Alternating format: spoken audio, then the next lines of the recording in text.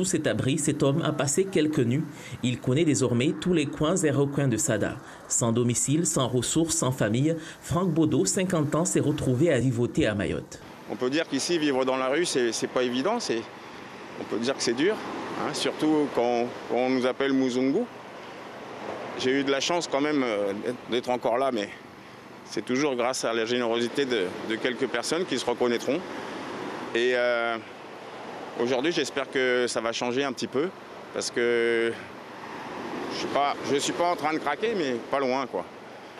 Les gendarmes m'ont trouvé ici à dormir dans la rue, dans une crèche, dans une école, parce qu'il faut bien s'abriter.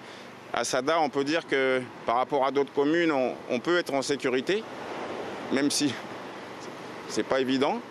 Mais enfin voilà, c'est une situation difficile. Sa galère a commencé il y a 1 an et demi. Il est arrivé de Madagascar pour se faire soigner. Au bout d'une semaine à l'hôpital, les médecins n'auraient détecté aucune pathologie. Franck Baudot, lui, se sentait toujours mal, mais obligé de quitter l'hôpital.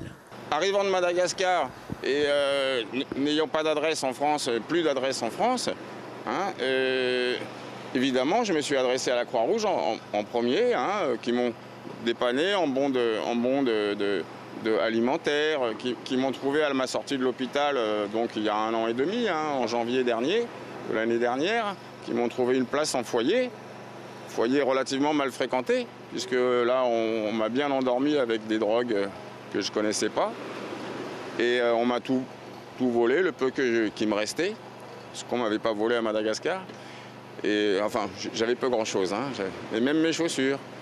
Et du coup, après, on m'a reproposé des places en foyer que j'ai refusées parce que je ne voulais pas retomber dans ce système. Donc c'est la générosité de quelques personnes. Hein, je peux citer des gens, hein, Monsieur Mago à Boboka, qui m'a hébergé pendant quelques temps.